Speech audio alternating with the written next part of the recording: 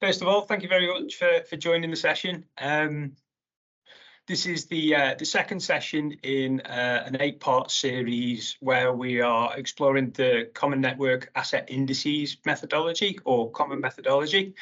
In this in the first session, we provided an overview of the methodology itself. This session, we will be taking a deeper dive into deriving initial health score, which essentially is the first significant output in the calculation of asset health. Just to let you know, just a bit of housekeeping, we are recording this session today, just to let you know. First things first, just a very quick introduction.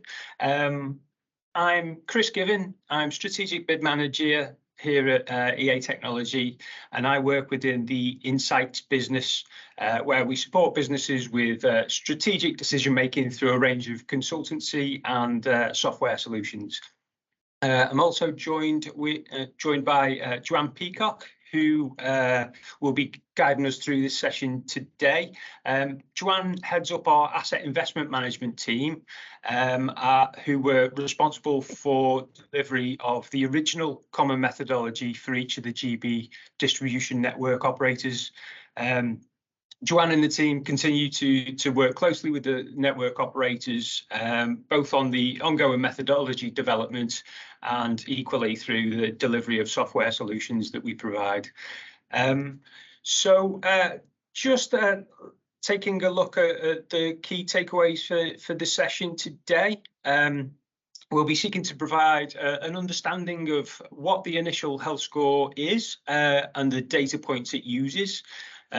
We will be exploring the algorithm process and how the calibration operates, and assessing how to apply the initial health score to other asset categories and environments outside the UK DNO setting. So the webinar itself, we anticipate to be around about 50 minutes, leaving us some time at the end for questions and answers. But I'm sure if you feel free to pop questions into the chat as we go through, and equally, if there's an opportune moment, I'm sure we'll pick the questions up as we go through. So trusting that all sounds okay with everyone, I'll hand you across to Joanne. Thanks very much, Joanne. Thanks, Chris.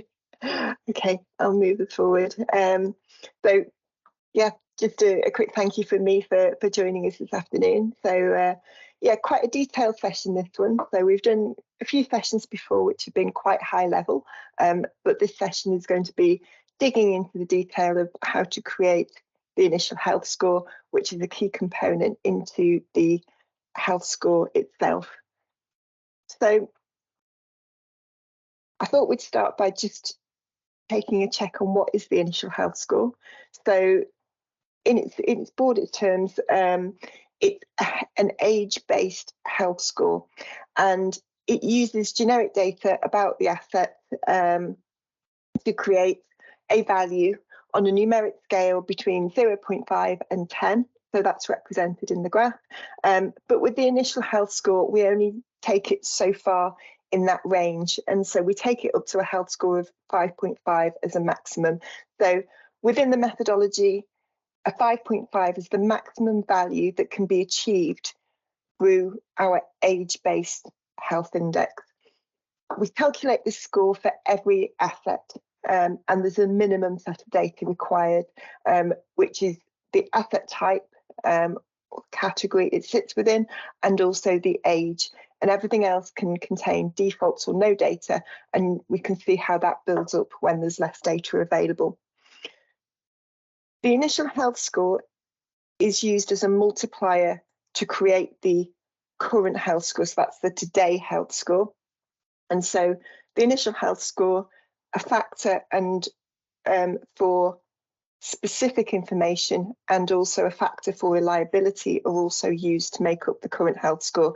And so because it's used as a multiplier, it has quite a strong influence on what the final health score will be. I've also put the probability of failure on this particular graph, and if you're using common methodology or something like common methodology, then you may have also these bands. So common methodology has HI bands in HI 1 to 5, and you can see the boundaries of each band in the graph. And so based on just this age and some other information to get this age-based initial health score, a maximum score of 5.5 can be achieved, and that would just put you in a band HI. Work is it's over it's over the boundary line and up to the next boundary line. So a HI3 would be a 5.5. So if you have no specific condition information, all your assets will be stuck at HI 5.5. That's in the current methodology. That sort of sets the scene for what we're going to talk about in terms of the specifics. So I showed this within the last presentation that we did. So this is the overall common methodology structure, and the parts that we're going to be looking at today are actually deep down in the details. So this is the overall health score, and then you can see the initial health score. I've just put a little ring around it, but actually everything that goes into making that initial health score is what we'll cover today. And so that's everything within this particular boundary line. And this diagram and the previous one are from the methodology, but to make things simple, I've created some specific diagrams to show you a bit more of the detail of how everything fits together, including this one. So the initial health score then is made up of the age and the expected life, and the expected life is made up of the normal expected life, the duty factor and the location factor. And like I say, we'll explore these over the next sort of 40 minutes or so. So the location factor is designed to capture everything about that local environment which is important to the particular asset.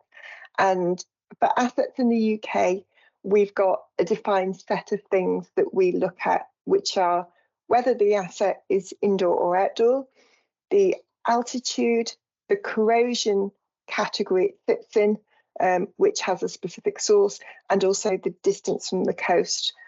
So where we've interpreted this for different environments, we also have changed the location factors and maybe excluded some or included some others.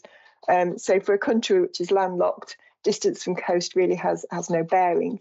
But for other countries that have potentially different environmental and wind and other sort of weather conditions, then other types of location information might be more useful in those circumstances. The common methodology includes 25 broad asset classes, overarching asset classes. There's actually 61 subclasses, but those shown on screen at the minute are the 25 overarching asset classes. And some of them are green and some are red, and there's just submarine cables, which is amber. So all of the ones in green follow the standard shape of a condition factor.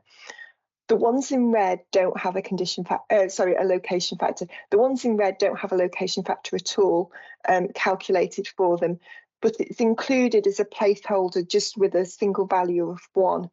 And the reason for that is because later on down the process, we use that as a multiplier. And so having a value of 1 will just mean it has a neutral position within the calculations. Submarine cables is a different sort of location factor, and I've got a slide that we cover that, but essentially we're looking at slightly different conditions because of where that asset is located, but everything else uses the same process. So as I mentioned, the standard location factor has the 3 elements to it: the altitude, corrosion and distance from coast. And so we require inputs per asset into the model for each of those elements.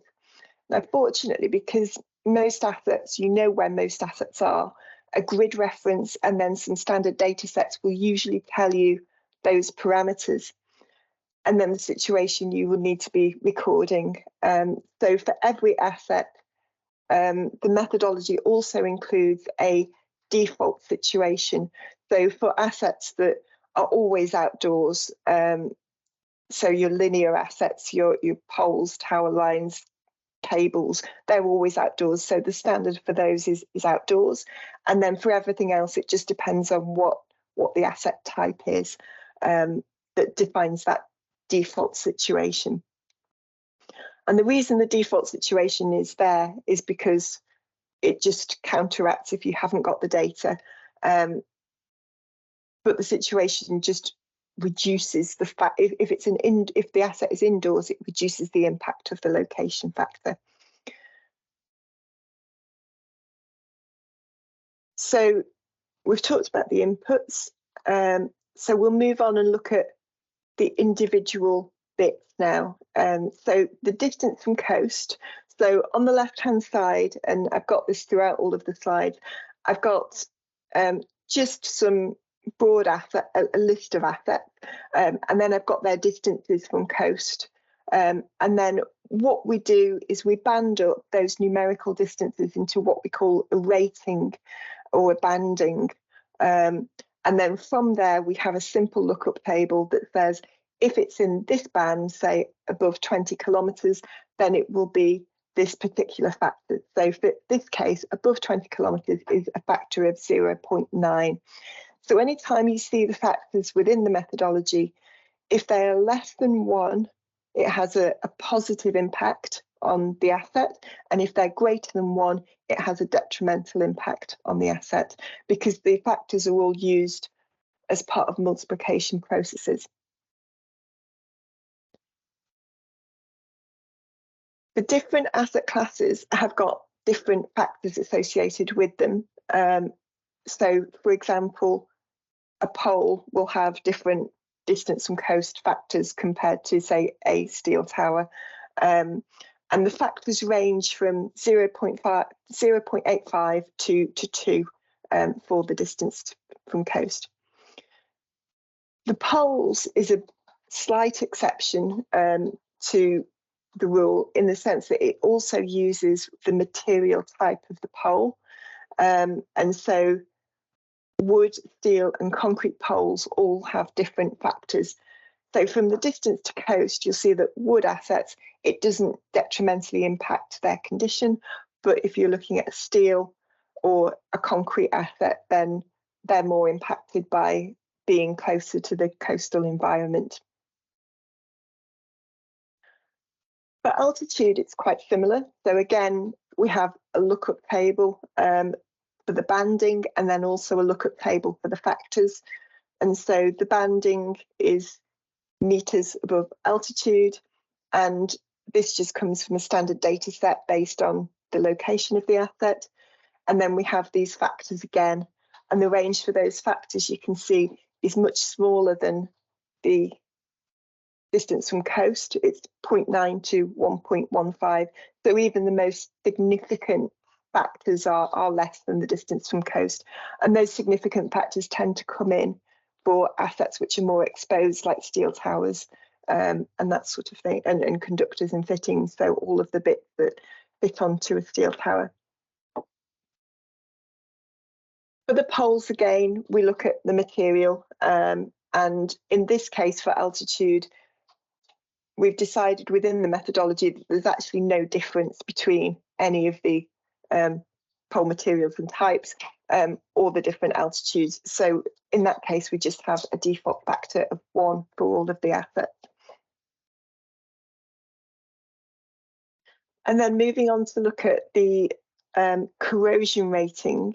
So again, here I've got the asset data and we've got corrosion rating, and I've given some samples of different corrosion factors. The range in this case is about from 0.9 to about 1.35, depending on the asset classes. So this one is for transformers, so we go up to about 1.25 for corrosion rating. But it's important to note that this corrosion rating comes from, again, a standard data set, and it's from the Zinc Millennium Map. And that's a map produced by the Galvanisers Association here in the UK. And so what they do is they've taken every 10 kilometre square in the UK, and based on industry and pollution and other factors, they've given it a grading from 1 to 5. So if you're transporting this to other locations, this data won't exist, but pollution or other corrosion factors may exist in other locations as either generic data sets or compiled data sets that you have. And so it's important to note that you'll need to change the factors depending on what the different levels of corrosion actually mean. And then the corrosion rating for poles, again, with all of the location factors, we've got the material in place there. And so we've got the different factors based on the different materials. And so, again, wood poles, they're all defaulted to 1, regardless of the corrosion rating, but steel poles and concrete poles have a bigger impact. And so, for all of the asset types, the methodology specifies exactly how sensitive each asset is to its environment, and that's reflected in the strength of the factors which is applied. And then how we use the location factors. So we now have these 3 elements, these 3 discrete factors, but what we want to end up with is a single location factor that accounts for all of those elements. And so on this screen for our list of assets, we have the different factors that are coming in. So obviously some will be neutral, so the 1 position, and some are below 1 and some are greater than 1. And so the way the methodology works is that we work out how many assets are either above 1 or below 1 minus 1.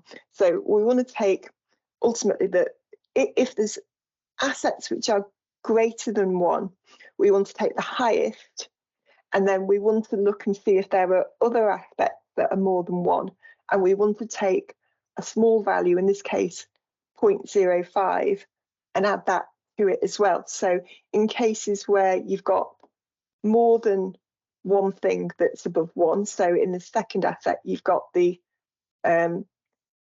highest, and then you want to take a bit of a 0.5 or 0.05 for the next highest. So if altitude factor was also above 1, we'd take another 0.05, so we'd be adding on 0.1. So the way I've laid this particular sheet out, I've tried to include, so I've included the sum of the increments because I just find it's easier if you have all the increments in 1 column. So for the ones where there's something above 1, we have an increment of 0.5 in this case because we have 2 of those. In these cases, we have none because although we've got something above 1, we've only got just 1 of those. So we're going to take the maximum and discard the others anyway. In this case, it's the same. And then for the minus 0.05, what we do here is we look at the minimum and we have that as an increment. And then we need to know whether the asset's indoor or outdoor. So that data comes into play here. And we have what we call the initial location factor or the outdoor location factor.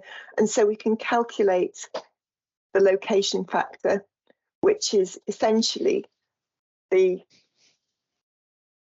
maximum. If it's above 1, it's the maximum plus the increment. And if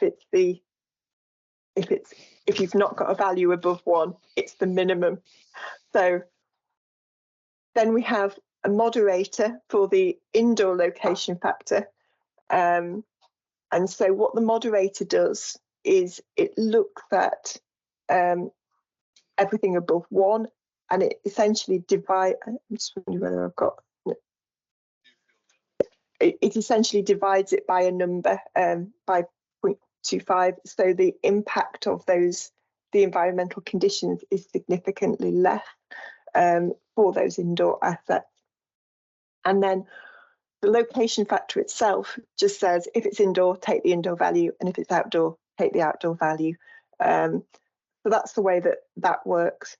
And it's important to note that those increments are slightly different for the different asset types.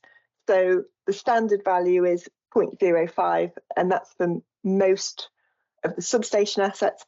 But for all of the outdoor assets, then we're just taking the maximum value, and that's just job done then. It's just the maximum.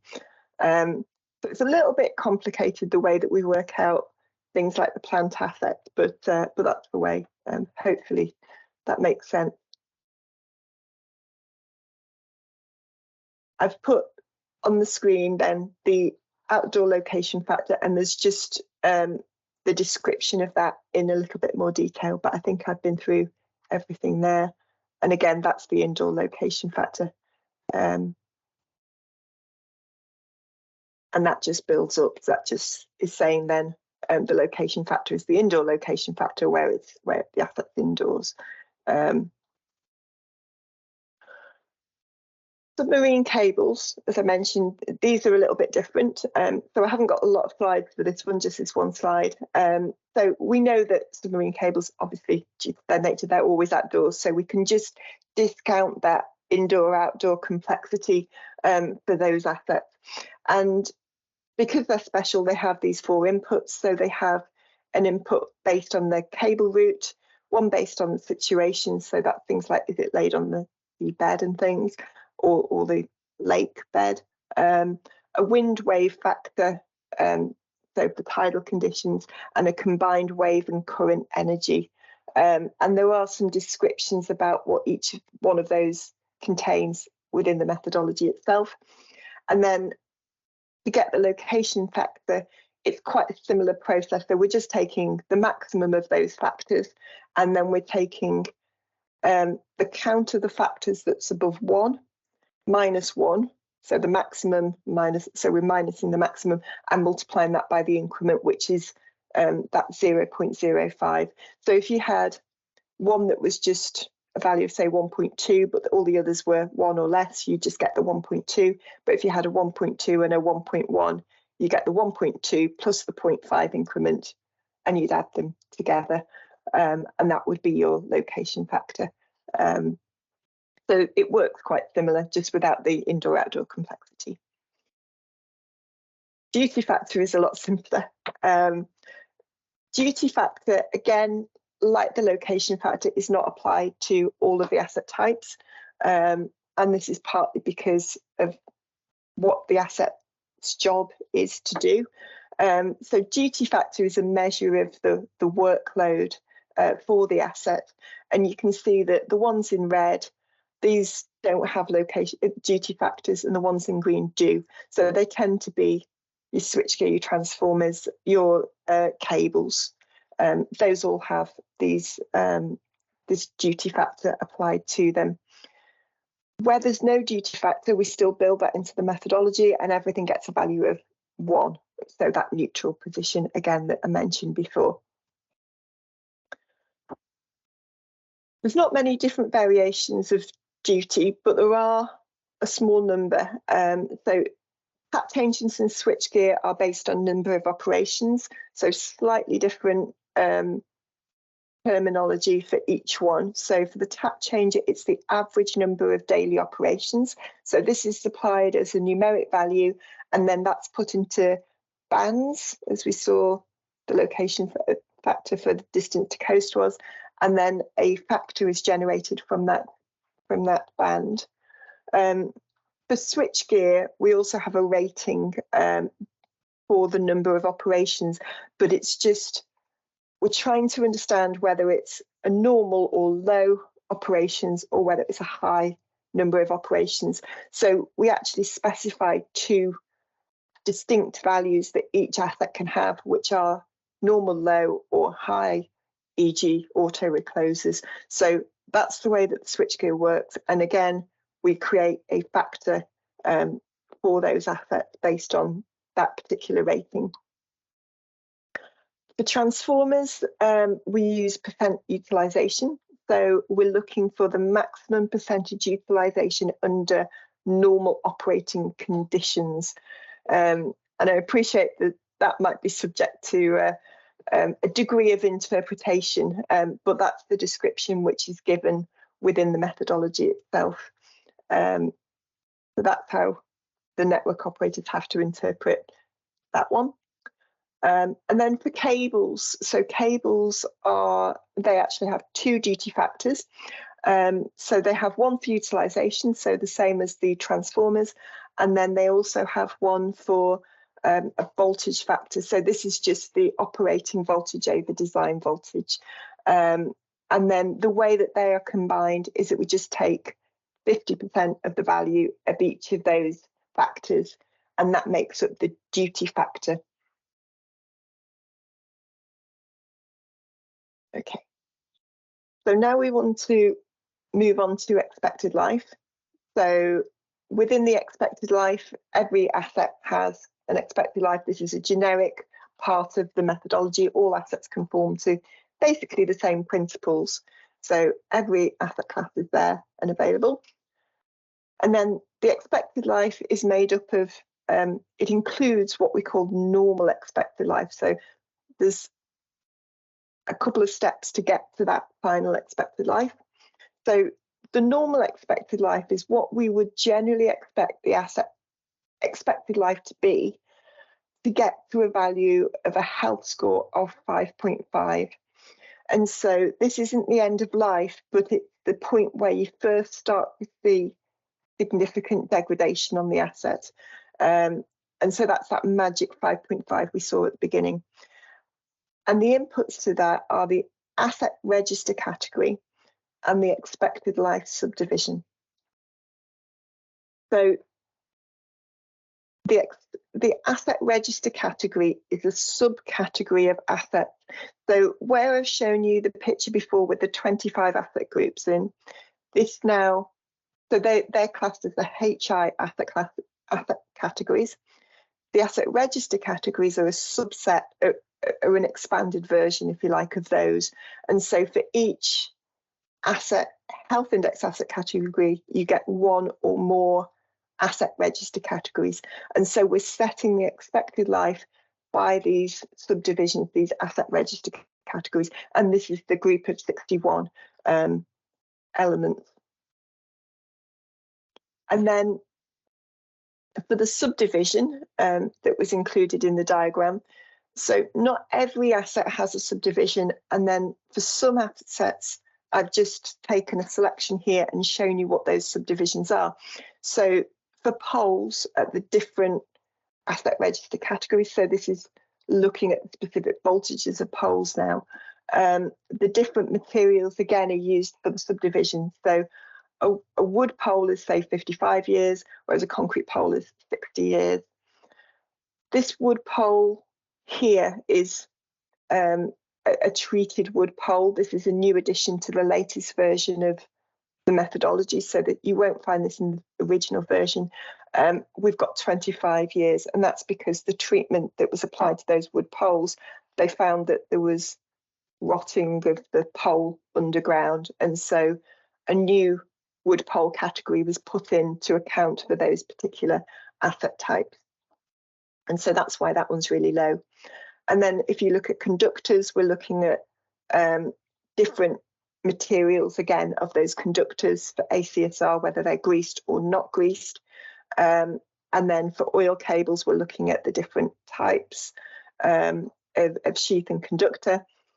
And then for transformers, again, a bit of an interesting one here, that they've identified that pre-1980 transformers were generally a bit more robust and a bit better quality than the later transformers. And so we've got this concept of older transformers lasting slightly longer than the newer built transformers. So that's what the subdivision is designed to do. And again, I've just put that diagram so that we can see the normal expected life. So this 60 or 70 years or whatever it is, it's the period to get to a health score of 5.5. You can use other definitions. Useful life or economic life is also a definition. Manufacturer's warranty has also been used, where we've been to other locations and we've looked at setting these particular values. If you're applying this to assets not within the UK or slightly different assets, then it's useful to have a go at putting these expected lives in. And the way that we normally do that in terms of calibration sessions is we normally ask engineers what they would expect the expected life to be. And then as we modify the expected life with the duty and the location, we can understand whether our calibration of the settings, the factors, and the expected life makes sense to those engineers and aligns with what's being experienced out with your asset base. For this particular group of assets, just a sample data set, we have no subdivisions. So I've set the expected life, normal expected life at 50 years, and that's for every asset, regardless of what voltage. The expected life then, so what we talked about just then was the normal expected life. And now we move on and talk about the actual expected life. And so where the normal expected life is for every asset for its type, the normal that's for the normal expected life. The actual expected life, or just expected life, is moderated by those duty and location factors. And so the way that we do this is that we just have the normal expected life and divide it by the product of the duty and location factors. So that's shown in this particular diagram. And you can see the typical factors and things that are on there. So if we look at how that looks on our sample data set, so normal expected life 50 years, duty factor coming in there, and the location factor. And so we've got now a moderated expected life for our asset base. And so you can see that the assets with the worst locations really have the lowest expected life. So essentially we've divided the 50 by 1.25, so that gives us an expected life of 40 years. But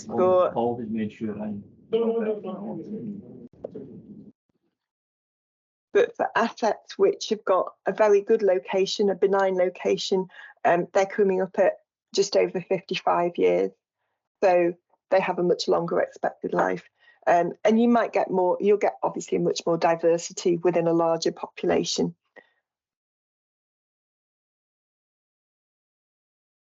And so we've now got all the building blocks to build our initial health score. So again, it's universally applied to every asset in the set. And the initial health score is the aging constant, and expected life. So we know what our expected life is. Age is another important input into our initial health score. So age is a value in years which is derived from the year of manufacture or installation date. And it's really the key to getting an initial health score, because you know your expected life from your asset type, so you should have that information. And the age is the other really critical information part that you need. As we've worked with different organisations, sometimes age has been a bit of a problem, especially for things like cables which are buried. So ages ideally would be recorded at time of installation, but not always. So sometimes they can be inferred by what the asset is connected to, when the line was, cable or substation was built, or other connected assets. Or in the worst case, you just have to assume a default age for a particular asset. And that might be based on if you have information about when a particular type of construction method or manufacturer was being installed or procured, then that kind of information can also be really useful to backfill ages. But it is pretty much the most fundamental bit of data that you need for the whole methodology. And so now we're going to talk about the B1 aging constant. That's the missing part. So B1 aging constant, or initial aging rate. So we have this formula for B1, and I've got a worked example on the screen. So The way that B1 works is that it has a few inputs. So it has the expected life at 5.5. So this is what we set. And we have the starting position as well. So we have the 0.5. And as I've mentioned a few times, because we're using a lot of multipliers here, that's why we don't start from 0, because 0 multiplied by anything in the world will still give you 0. So we need to start at somewhere. So a 0.5 is the as new asset position, and 5.5 is that maximum value. And so by applying this algorithm to a sample asset, we use the log of 5.5 over 0.5 divided by the expected life. And so for a 50-year asset, we end up with this B1 initial aging constant, which in this case probably doesn't mean an awful lot, but it's 0.4796 for this particular sample asset. And that's used for the next part, which is creating the initial health score, which is our goal of today. So the initial health score is the new health score as new, so 0.5 multiplied by the exponential of B1 times age. So again, we've got this worked example for this case. So we've got our age being 40.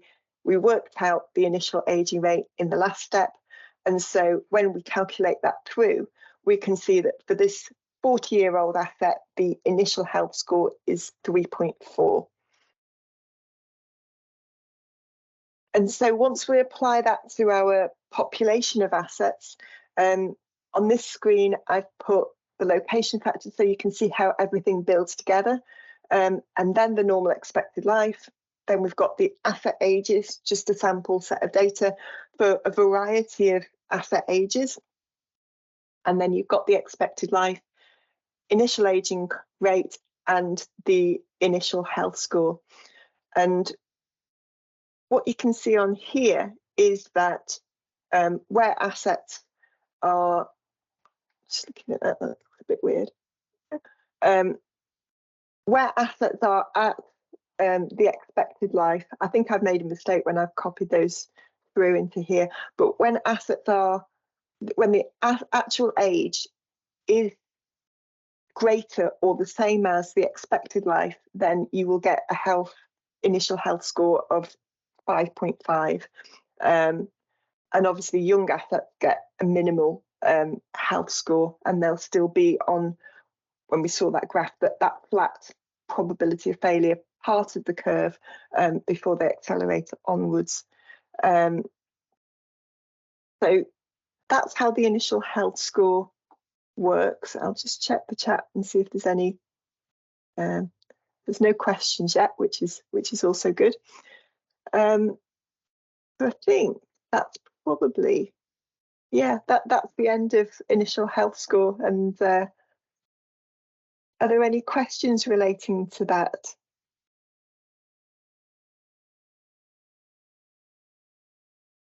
Oh, very quiet.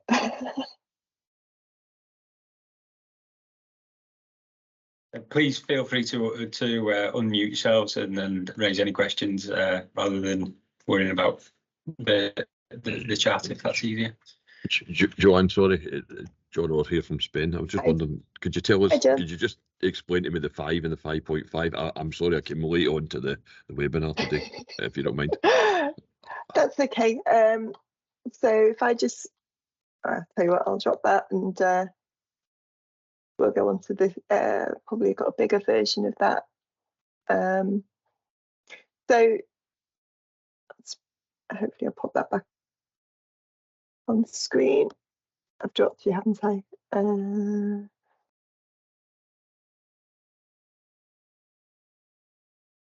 That one. So with the initial health score, what we're trying to do is create a health score for an asset where we don't know any specific information about it other than its age and some generic information. And so the way that CNAIM works is that you can't, it's got this rule in it that says that we're not going to have a very high health score, so we're not going to condemn an asset by putting it in a health score band, high health score band, based on just that information alone. And so there's real emphasis for the network operators to go out and to collect information about those assets. And when they do that, it will come in terms of the health score factor and the reliability factor. And then we multiply that by the initial health score. So if you have a health score of 5.5, your assets are already relatively, they're already at the end of life. And then if you have poor condition information, that will be a factor above 1. And so that will push those assets into a HI4 band or a HI5 band. And so when the investment teams in the respective organisations are looking at which assets to replace, they will naturally gravitate to these HI5 assets because they're the assets in the worst condition. So they're often old and often in poor condition. So the 5.5, just to recap on that one as well. Yeah. The 5.5 is the point at which it's sort of a nominal point, but we've said in the scaling, it's the point at which you start to see the onset of critical degradation for that asset. So it might be that before then and around the HI2-3 mark, there are things that you can do to that asset to bring that asset into better condition. But once you start moving along the probability of failure curve, that way for you guys, because I'm on screen, you'll see the asset failure probability increasing, and then it looks like probably replacement would be the way to go for a particular asset in that condition. I think I'll need to listen to the recording, but I kind of get the principle that you've taken the best and the worst, and mathematically you've derived the degrading score subsequently. So which is fair enough. I can see where you're going with that.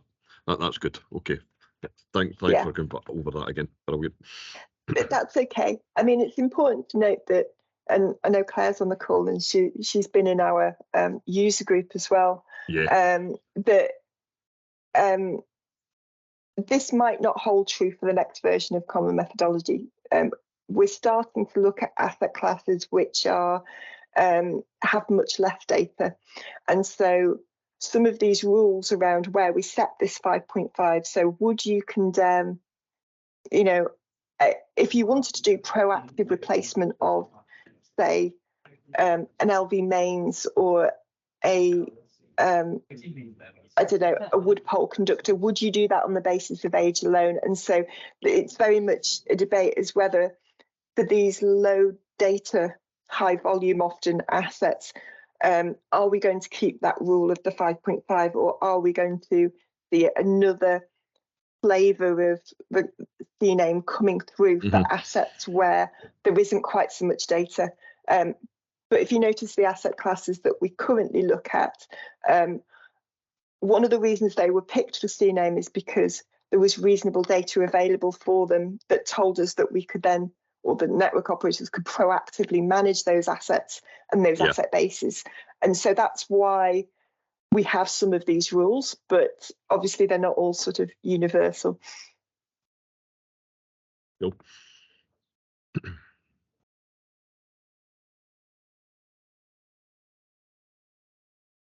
Are there any other questions?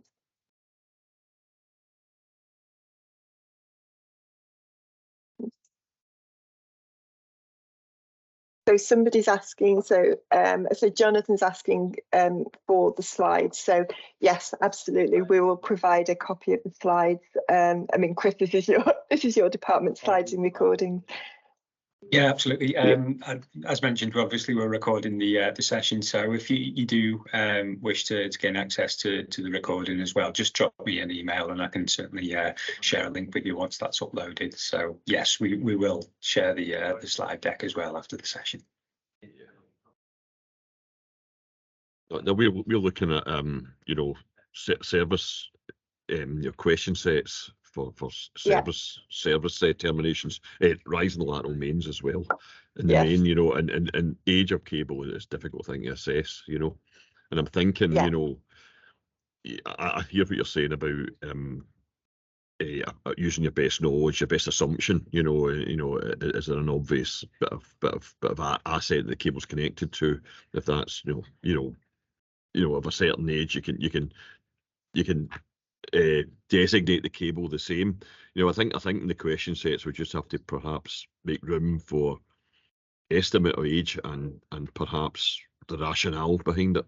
You know, the danger is that the surveyors and inspectors will just put in your 1960 or something, you know, down the list, and you get not nonsense, but maybe something that people aren't being too circumspect about, you know. So I think perhaps in our question sets we need to say, you know, age best assessment and the rationale behind your assessment, you know, like you know, the house is only 20 years old, you know, that kind of thing.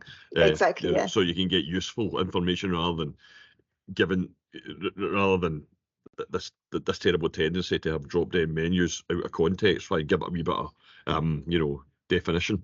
I think that's going to be our challenge, you know, for this new question set that we're assembling, you know. Yeah, I mean, it's really important points, because we are down to, so I think I put it in the last presentation that CNAIM covers a lot of the asset base. I think it's about 70%, but there's still quite big chunks of assets, especially around, like you say, rising lateral mains, sort of LV, HV cables, conductors on wood poles. These are quite voluminous asset classes, and there aren't, so as well as being deficient in age data, some of them are often deficient in leading indicators of poor health. And so fortunately we've got a working group who are actually looking at this, you know, because Ofgem have said that there's a desire to increase the asset base that CNAIM covers. So we are looking at, you know, what adaptations would we need to make to the methodology to be able to have a more proactive approach for these types of assets. The way we're approaching it for that issue that I talked about, the rising lateral mains, is to have a comprehensive survey, comprehensive question set that is apt for an as-built situation, so where we get accurate records of the cable's age, and also to use it in, if you like, it's a quick and dirty assessment. You know, what type of cable is it, what age is it, and those two factors anyway will build the health factor to our understanding at the moment. So but as time progresses, if we're consistent in our application, the survey will become more useful as the base, as we'll get more new builds registered within the system, you know. So that's the way we're thinking, you know. Yeah, and like you say, the accuracy of that will increase, and the data volumes will increase moving forward. And you might not necessarily see it quickly, but it'll be there. It'll be a future-proofing exercise as much as anything else, you know. I think so. So, I mean, really, the window to get CNAIM version 3 is actually quite small, because although we've just started the 2023 RIIO-2 price control, which runs to 28, you really want to be you want to know what you need to collect to start collecting it, because if you're going to have to report on them in 28 or 29 moving forwards, that it's not a lot of time for the volume of assets that you've got available. I think that's the thing that shocked people that the methodology itself it's just one component, and it's actually quite an easy component, because we can just define it and we can do it and we can install it on a system. But you guys as network operators, you've got to collect all the data for it and get the routine processes. And so that's obviously the inspections. It's what you do with that data, what do you collect the data on, and all of the management of that particular data as it goes through all of your different systems. So there's a big business as usual kind of process that goes on. No, that's exactly right. I mean, the one I'm talking about, you know, we want the survey for so many other things, as well as the CNAIM for the future, you know. So that's exactly right. That's exactly right. Okay. Good stuff. Right. Should we, if there's nothing else, yeah, we should probably sort of close there. I was just going to move my slides forward, so quite a long way actually now. I'll tell you what, I'll move them. The problem with sharing a screen. So let's have a look. So